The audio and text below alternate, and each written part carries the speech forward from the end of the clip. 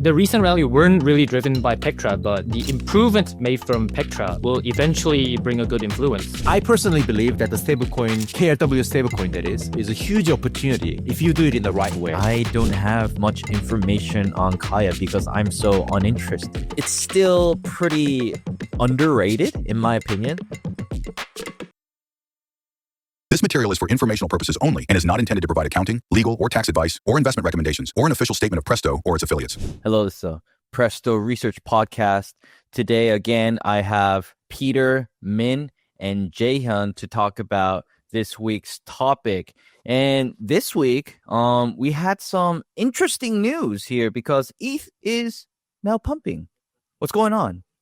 We had a lot of questions, and we wanted to feature Jaehyun to talk about how this pump could be somewhat attributed to the recent Pectra upgrade or not. Jaehyun, would you like to do a short intro about yourself and further talk about Ethereum and the recent pump? Yeah, hey guys, new face here. I'm Jaehyun Ha, and currently working as a research analyst since Presto Research. And yeah, just like Juhyuk has introduced to everyone, ETH has been pumped, and I think it's currently maintaining its rally until now. Reason, if anyone asks me why did ETH have this kind of rally recently, maybe I don't know. I think tech doesn't have an answer. Maybe we should ask President Trump or President Xi for this. Jokes aside, but I think Ethereum recently did have some major mainnet upgrade. As you guys know, their Pectra upgrade has been successfully mounted last week, and maybe we can go over some three main key points from this Pectra upgrade, and will that advancements can really affect the Ethereum's price for a longer term. Yeah, this is our previous article that we published last year after the DEF CON in Bangkok, and alongside the Beam chain, there is a contents about the Pectra upgrade. Yeah, here it is. And then, so there are three main key points. So those are UX and staking and Blobspace. So first of all, I want to talk about the staking first, which is EIP 7251. And this upgrade raises the maximum effective staking balance to 2048 ETH from 32 ETH. So that's times 64, right? So why we do this is that this makes large node operators. Well, it can be some staking operators like Lido, something like that. And this makes them to consolidate the validators and the stakes into fewer validator nodes, which can reduce the network traffic and the total number of validators as well. So from this, I think this is some kind of a cornerstone for onboarding more institutions as well, because Ethereum is also, I think there's a hot issue that whether the Ethereum ETFs, the money that inflow to Ethereum ETFs, will be able to use for a staking or not.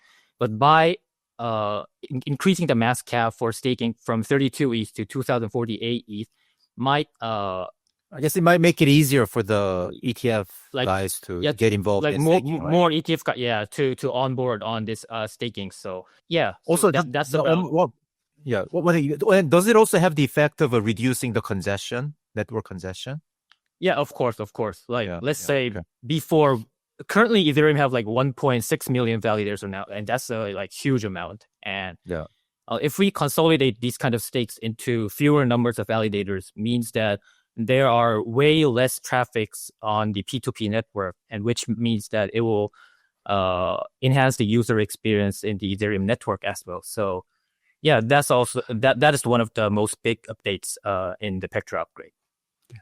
And the next one is actually, I think this is the most important one, which is so EIP 7702 is mainly about enabling EOAs, which we know as normal accounts, to act like a smart contract accounts. So before, Ethereum had faced a lot of criticisms in user experience, right? Let's say, imagine you want to swap or buy one token from Uniswap. Then you might face some really uncomfortable situations, such sometimes you wouldn't able to pay the transaction fees because you don't have ARB ETH or OP ETH. or you don't have like enough ETH to make a transfer fee. In case of like approving the signatures, like when you make each action, such as like swap, approve, mint, you have to always press the button like approving the signature to proceed to next actions. Those were like really uncomfortable features of Ethereum before, and that made people hinder to use Ethereum more. And I think that's why Solana has like got more attention recently. But with this update, EIP 7702, now you can do all those bunch of transactions or actions in one batch, such as like approving a transaction, making a signature, executing a swap. All those kind of things can be done in just one transaction, and you don't have to click like multiple signatures to make it proceed. And other than that, you can also do things like sponsorships as well. Like you might have experienced like many situations that you want to buy some tokens from DEX, but you don't have enough ETH to pay the fees for that. But with EIP 7702, some DApps might be able to pay the transaction fee for you if they design the protocol like that. Then in that kind of scenario, users can enjoy the DEXs without any fees and any like bottlenecks using those DeFi protocols. The last thing is the Blobspace. It's about EIP 7691 and EIP 7623, and this just allows the rollups, layer 2 rollups, able to send more data into a temporal storage in Ethereum, which we call as blobs. Currently, the target threshold for blobs in Ethereum is 3, but they have increased to 6, and the max cap also 6 to 9. So this means that now rollups are able to send more and more transactions without having a burden of a sudden like transaction fee, block fee spike or something like that.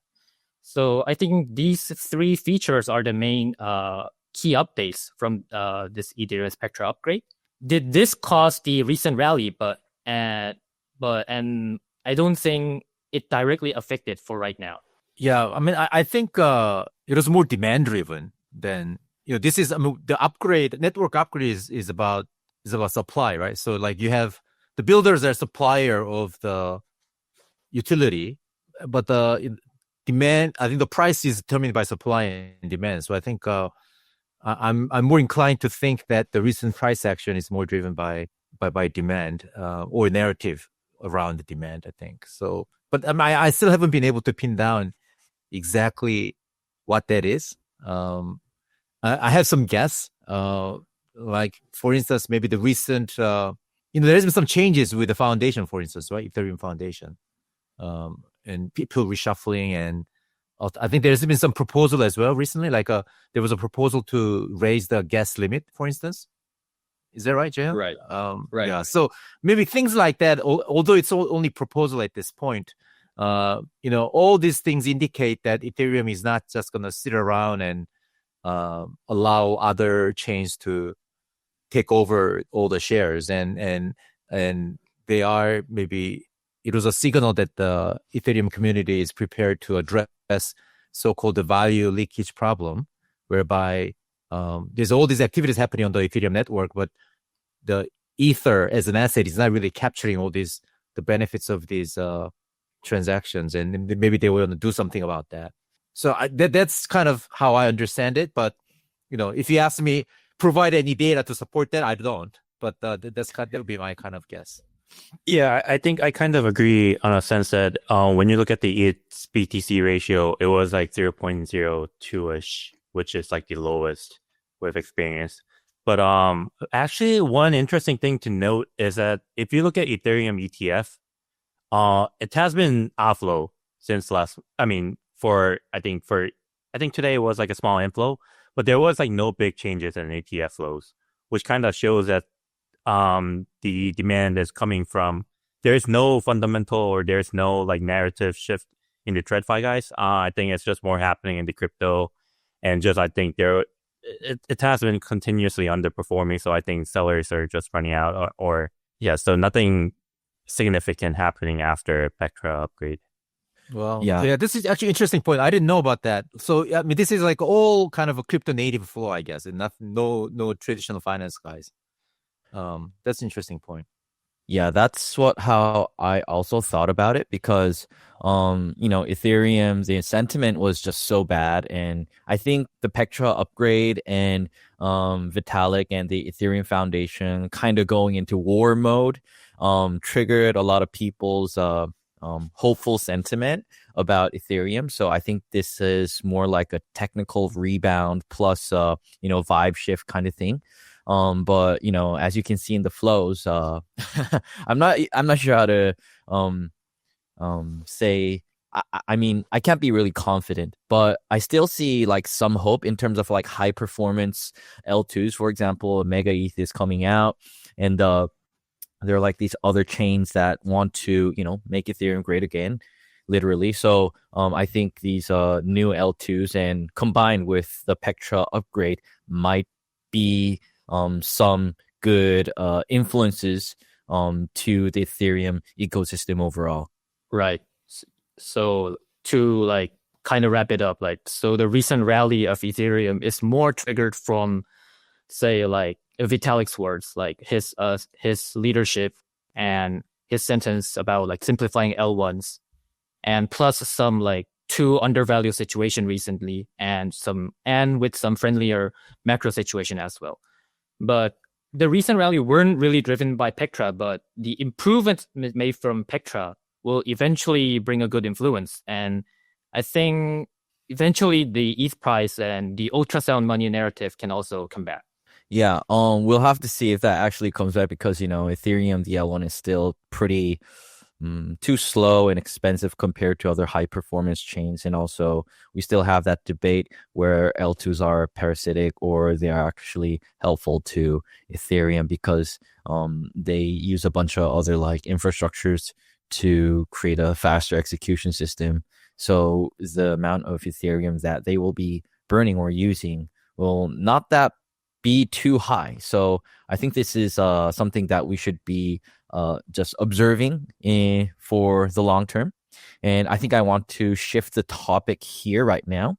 In terms of trade ideas, we have Min who wrote this idea about KAIA.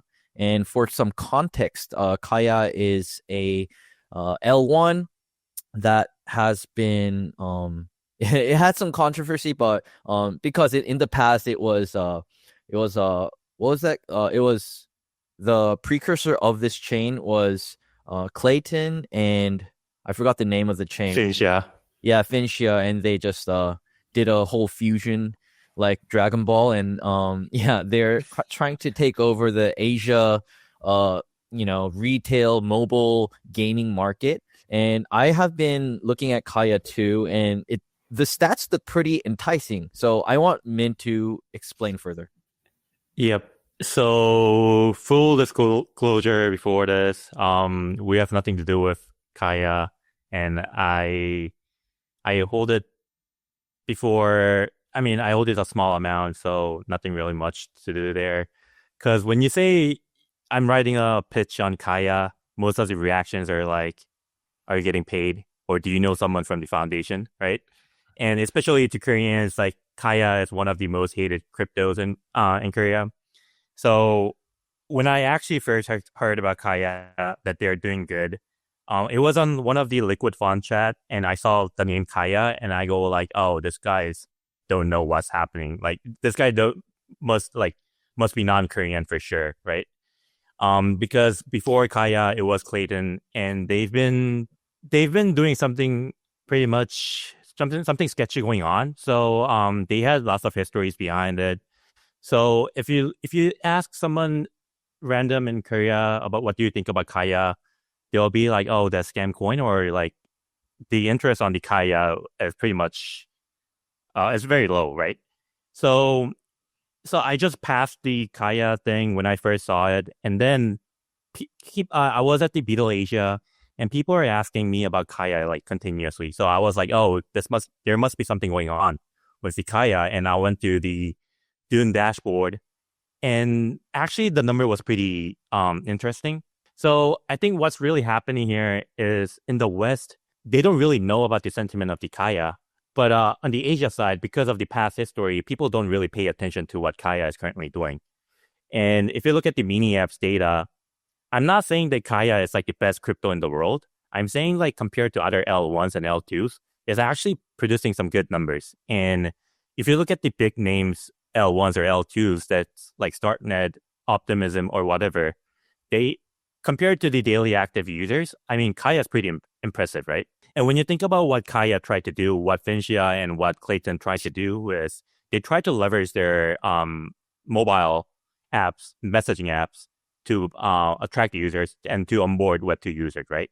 And I think they failed when they're separate, Clayton and Finchia, but from mini apps, I think they actually somewhat are producing some meaningful results, and they're actually doing what they're trying to do. So in that sense, I think it's pretty much, I guess, good time to long KAIA. I mean, not a financial advice for sure, but I guess compared to other L1s and L2s, it's producing some good results. And then from leveraging this mini apps, I think they could branch out into more different areas like DeFi, NFTs. I mean, they recently announced they onboarded USDT. So I think it's going to be a good momentum for their DeFi TVLs to grow. So I think there is much more coming on KAIA for sure. So mini apps are they primarily game apps? Yep. Gaming apps? They're primarily game apps. And I don't know if it's true or not, but if you look at Dune dashboard, they have more than 1 million of paying users, and average, the top 3 average amount one gamer spend was pretty impressive. It was like more than 1K. So some people might say that their numbers are fake, but actually their paying users number, which I think is something that's hard to fake, is pretty impressive, and the amount they actually spend is also pretty much impressive. 1K, $1,000. Yep. Over what period? I think it was 120 days lesson. Really? Wow, that's really high. Just to play the game. Throughout the course of playing the game, they're paying $1,000, you're saying? Yep. I mean, top 3 games, I think. Okay. Have you played these games? I did, but I'm not a huge game user. And I don't really enjoy mobile games. But actually, you can enjoy it through the web as well. But it's going to be like mobile small screenshot. But yeah. Right. So so these are blockchain games. So there are like some like assets, like NFTs that you can. Yep. But one thing about KAIA is this is basically what all the Web3 companies are doing is people don't know they're actually using blockchain or they're actually paying with KAIA, right? They convert in the back so that people don't really realize that they're actually playing like a Web3 game. Okay, and then the KAIA coin. Sorry, I'm just so this is fine. I find it so interesting. So the KAIA is it's the gas, like a gas token.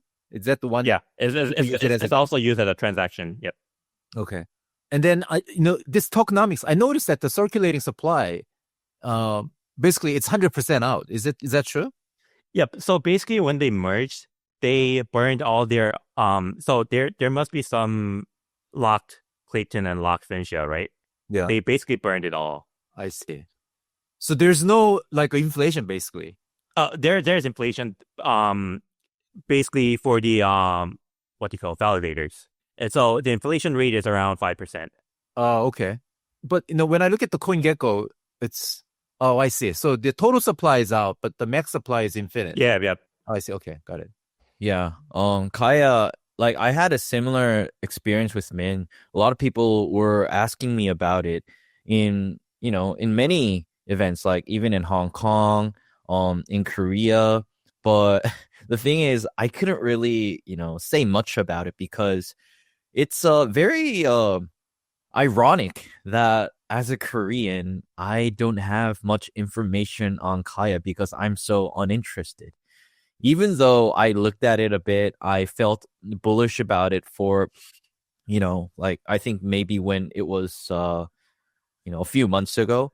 But yeah, I think this is like you said, Koreans have a love-hate relationship with the past entities behind KAIA. So I think that's why they try to just ignore it. So I mean, it could be a hated rally, which is the best rallies that if you actually get a chance to get in. So I'm not really against this idea, but I think like this is the type of trade where Koreans would be very angry if it were to work out. Don't get emotional with your investment. I think I could tell that there will be lots of Korean KOLs on Telegram that's going to be mad. Yep. Yeah, definitely. Recently, even the investment round that included 1KX, it made some rounds in Korea, and people were asking about if this is like, actually a legit investment, or are they just like dumping their remaining tokens and all. So I don't know any details, but one thing for sure is the Western VCs and Western capital are interested in this chain because it has such great distribution. I think I don't know if you mentioned earlier, but as long as I know, the daily active users were like in the millions, and that's actually crazy. Nobody, no any other chain has this type of retail power or distribution or even backing from such big entities. So I mean, I think I'm accidentally being such a shill for KAIA, but despite these facts, I think it's still pretty underrated in my opinion. But at the same time, I don't know why I'm still not buying. Yeah, I mean, if you look at, so the easiest comparison with KAIA is basically Ton, right? They have Telegram. And if you look at the average daily active users, I think KAIA actually has more than like 10 times, almost nearly 10 times more users. So on the stats side, they're looking good. I mean, it's just, I wrote as a risk factor, the sentiment in Korea could remain very bearish, and if it continues, I think there's no way like they could change that. So yeah, I mean, that's one of the biggest risks. Yeah, but they don't have to rely on Koreans for the token price to go up, right? It's global. I mean, I see that it's listed in Gate.io, Huobi, although nobody uses Huobi these days, I guess. But it's in Bybit as well, OKX. So, I mean, anybody can access by the tokens, if the story is out. Yeah. Maybe one big thing is, if you look at the user base of KAIA, it's going to be most of the agents.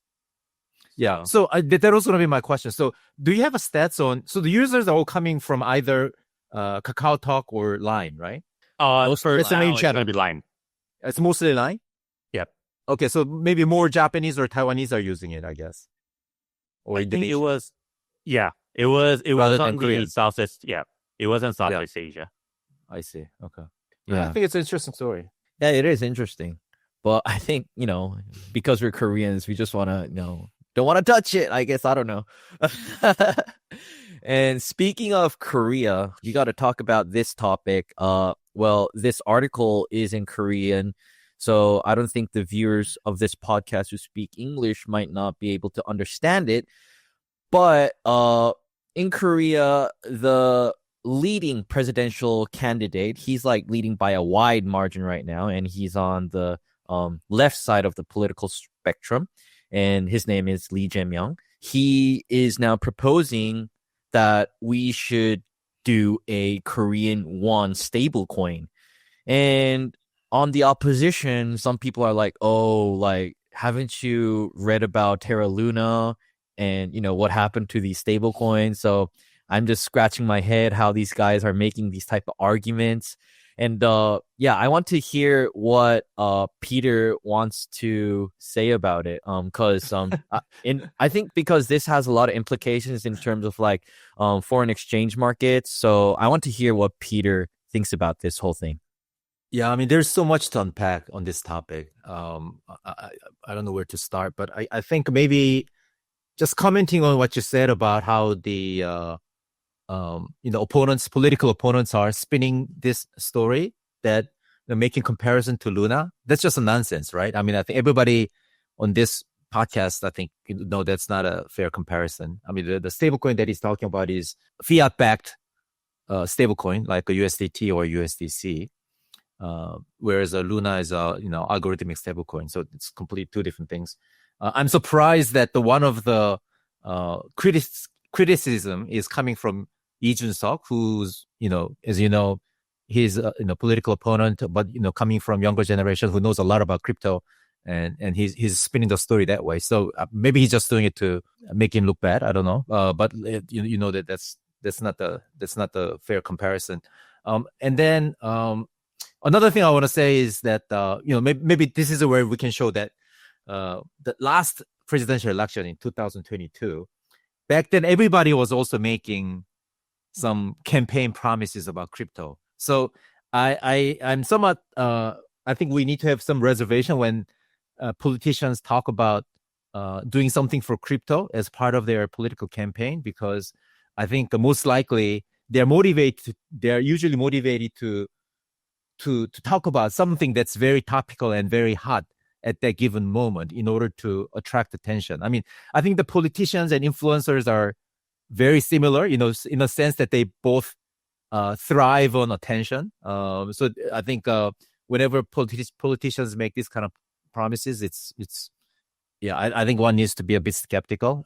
This is during the last election in 2022, what the then presidential candidate Yoon was talking about as part of his campaign promise. And like you can see here that he talks about NFT here. I mean, no one talked about it. 3 years from that point on, nobody's really interested in NFT. But back then, NFT was a hot thing, and then that was part of his campaign promise. So maybe the reason why the politicians want to talk about stablecoin right now is because it's what everybody talks about in the crypto space, and especially in the US, and then maybe the reason. So that's that. But lastly, that does not mean that I personally believe that the stablecoin, KRW stablecoin, that is a huge opportunity if you get it right, if you do it in the right way.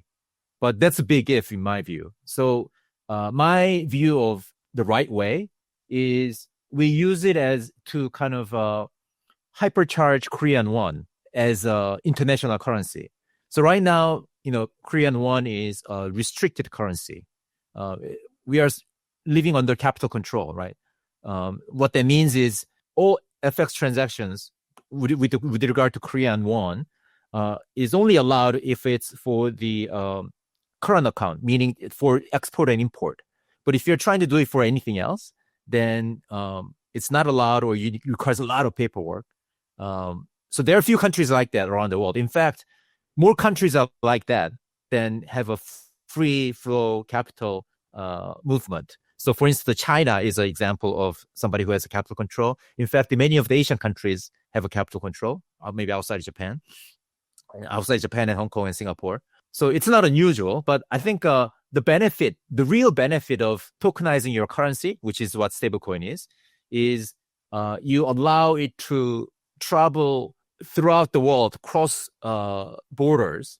That's when you maximize the benefit of tokenized currency. So unless Korea is prepared to do that, the benefit you get out of Korean won stablecoin is going to be minor. There will be some, but it'll be minor. It won't be a 10x benefit. It will be maybe 2 or 3x benefit. People may feel good about it still, like, oh wow, we've done it. But like if you want to drive the real, positive sum outcome rather than zero sum outcome, I think doing stablecoin, KRW stablecoin should be accompanied by freeing up capital control, by abolishing capital control, and that's my definition of doing it in the right way. Yeah, so maybe I'll stop there. But do you think that freeing up these capital controls in Korea would have deeper implications? For example, capital flight to other nations, and if we have a weakening won due to a weakening economy and a weakening demographic, do you think a stable coin can worsen these symptoms? Yeah, so I just remember that we actually talked about it a few episodes ago, right? So yeah, so the free movement of capital means capital can freely leave and leave the country too. But that's not the way to address it is not by closing the gate.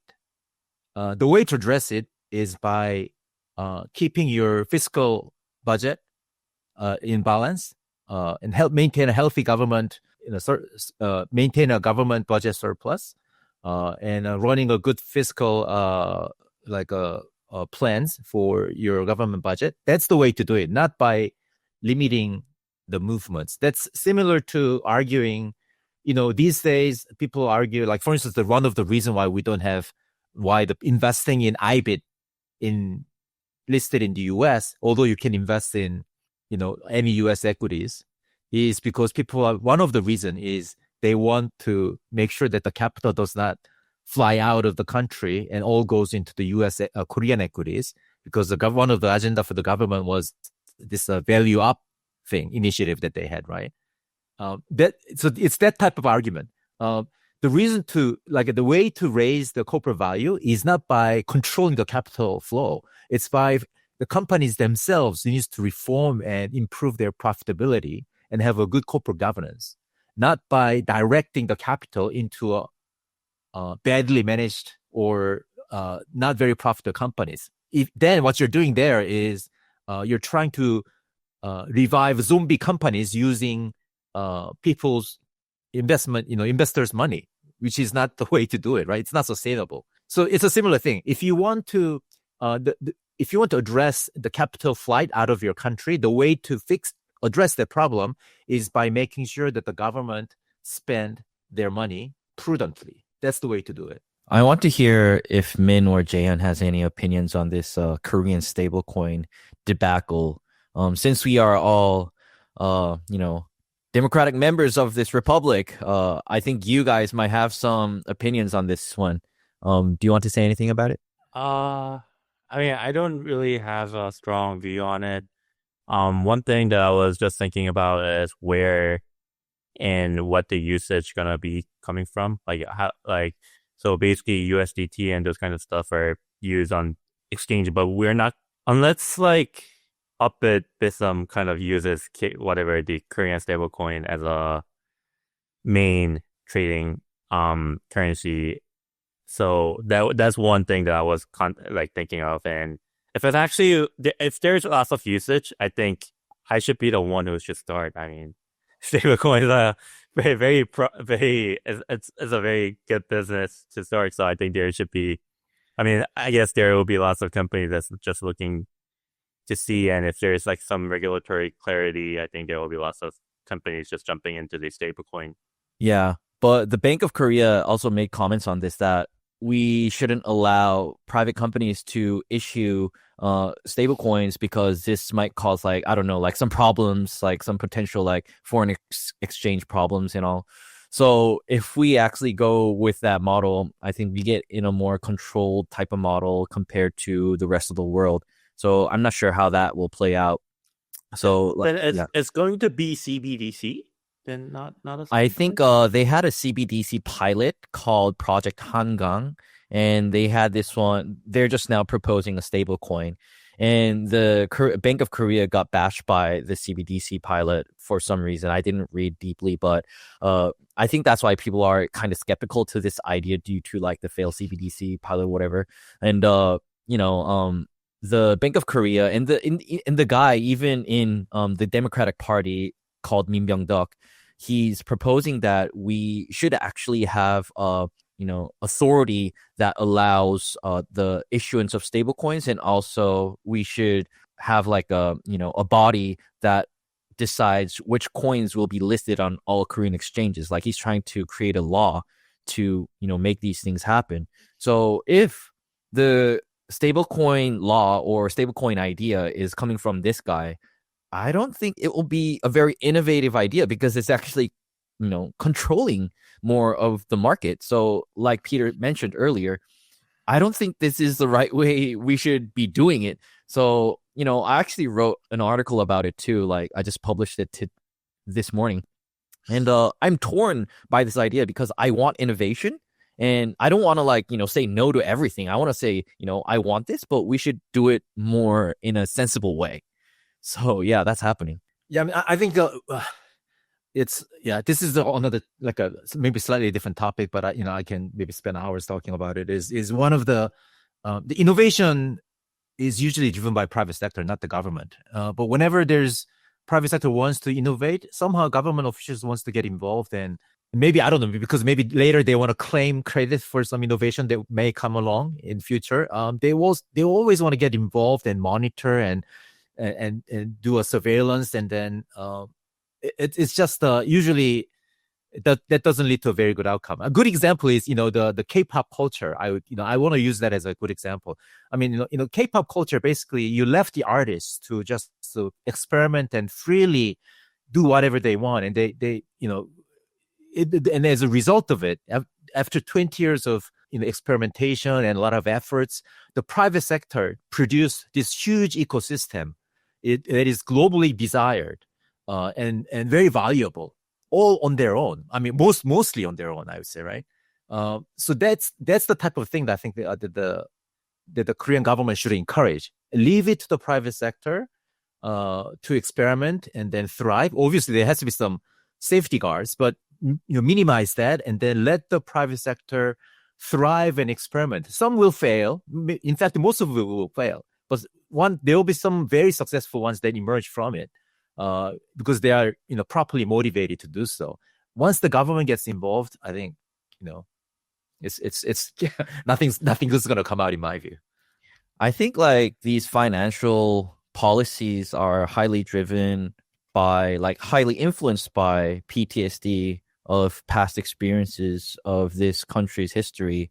Do you think that is like one big factor that makes like these decision makers to hesitate on doing like things like just giving the private sector all the power? Yeah, I mean, you're right. I mean, that is a big part. But I can give you a good example on why people should, like, policymakers need to overcome it. Towards the end of Joseon Dynasty, right? A lot of missionaries from Europe came to Korea. One of the problems that they noticed immediately is the road situation in Korea was so bad. Like, there was no road, no wide road. So basically, people cannot travel very easily. There's no, like, you cannot move large amount of cargo because the roads are so bad, so so muddy and whatever. And the reason why the Joseon Dynasty never developed the roads in the Korean peninsula was from a trauma of Japanese invasion, 임진왜란, and also 병자호란. So they thought that by paving the road, it will allow all these foreign invasions much more easily. So let's not develop any roads so that all these like foreign invaders cannot come to Seoul. So that was the logic, right? Now we think back now, it's so ridiculous. It's the same thing. I think that's why the people's fear of capital flight out of Korea is based on Asian crisis in 97. People need to realize that the way to resolve it, just think about why it happened. And the way to resolve it is not by placing capital control. The way to resolve it is by properly managing balance of payment and the government fiscal spending. That's the way to fix it. Jayan, do you want to make a comment on this? No, I was just about to say, lucky that Rick is not here today. Yeah, I think this is a very sensitive topic to everyone. And like Peter just said, it seems like a very contradictory situation to us because back in 1997, I still remember my mom and dad talking about IMF like every day on the dinner table. I mean, Peter, you must have lived through it.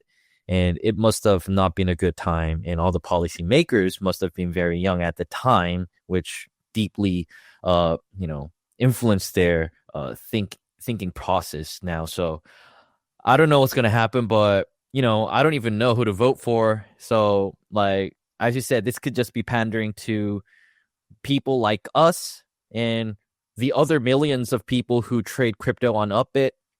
So, yeah, I don't really expect that much. By the way, I was too young to remember the 97 Asian crisis. Everyone, yes, Peter was only 2 years old in 1997. Yeah, I was in my diaper back then. So, yeah, we don't want another 1997. We don't want to make that as a memory. So, anyways, it was a great conversation today. Thank you, Jaehyun, Peter, Min, for tuning in. Everyone, thank you for listening until now. Wait. We're not talking about ICM? Oh, ICM. Oh, shit. Oh, sorry. Yeah. We should talk about ICM. We should talk about it for a brief 10 minutes. So basically, ICM is Internet Capital Markets, and we had this app, this breakout app called Believe, which it allows like founders to launch their own coins just by tweeting something, and it's been going crazy. The launch coin, it was only like 200K market cap like a few months ago after it failed its initial launch, which was the Pasternak coin from Clout. So this now has went up to like $200 million, and people are going crazy for it. And I think Jan wants to talk about it here a bit.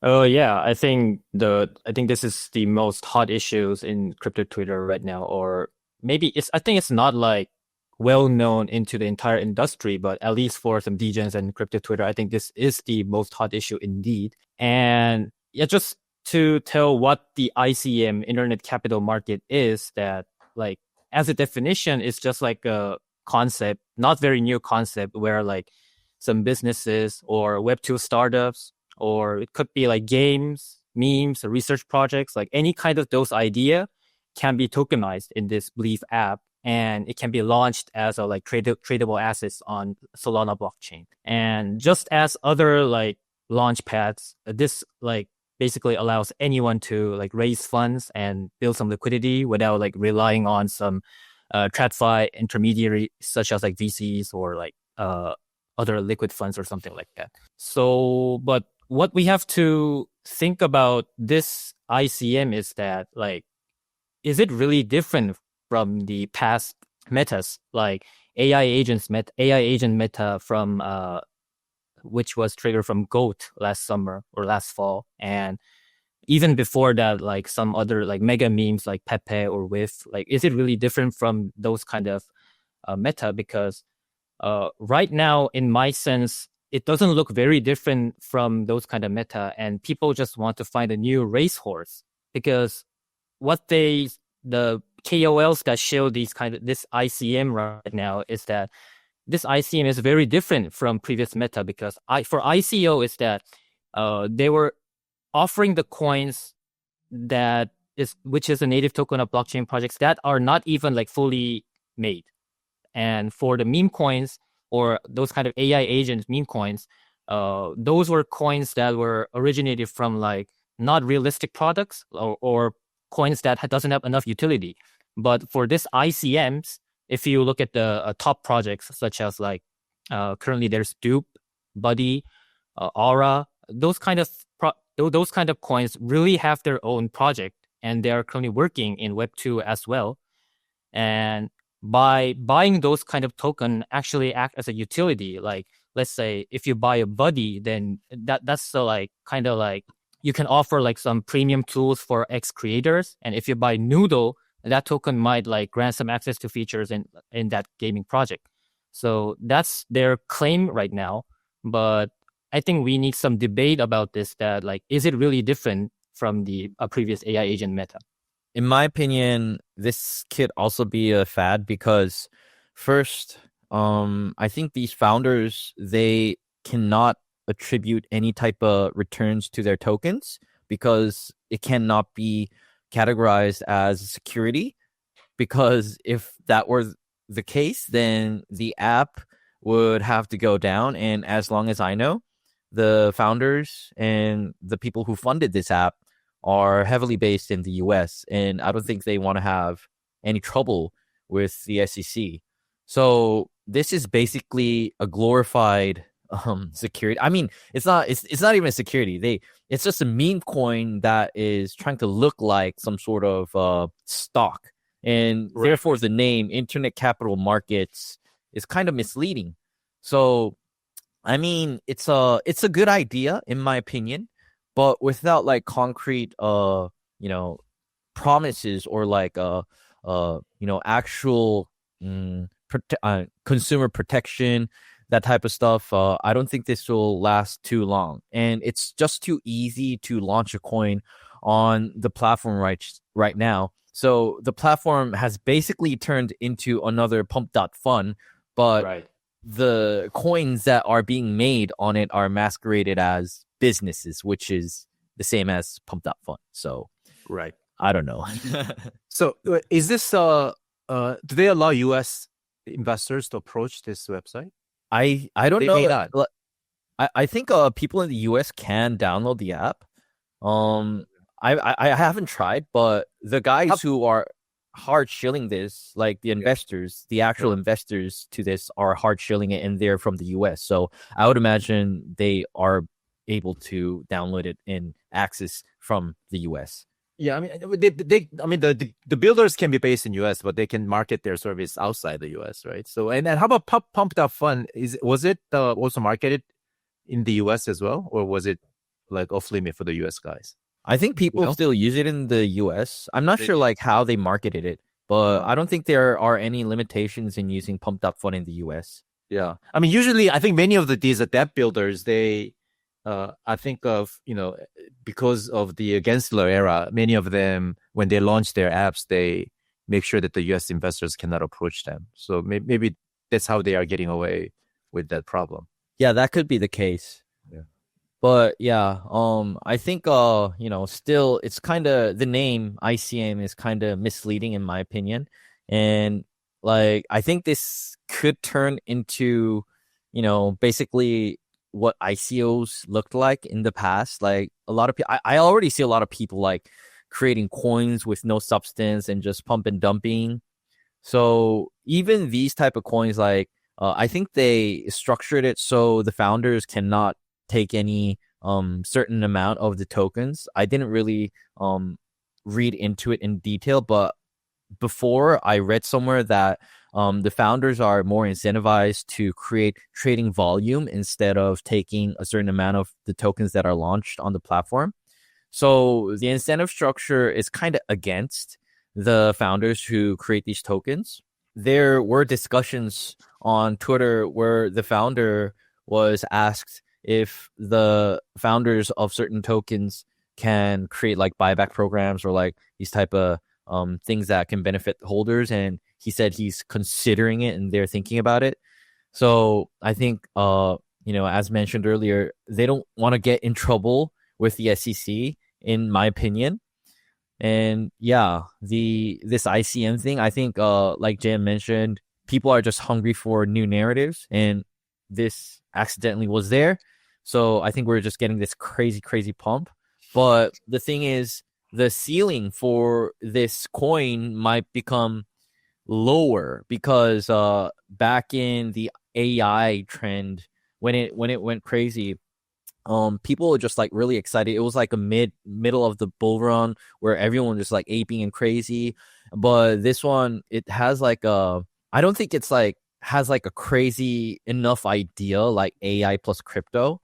So yeah, it's currently traded at $240 million value, the launch coin. But I'm not sure if this can reach like 1 billion value like GOAT or AIXBT or AI16Z, that kind of stuff. Yeah, so we'll have to see what happens with this. I think we had a good conversation for today, and I hope all Korean men vote for the right people, and see y'all next week. All right, bye. Goodbye.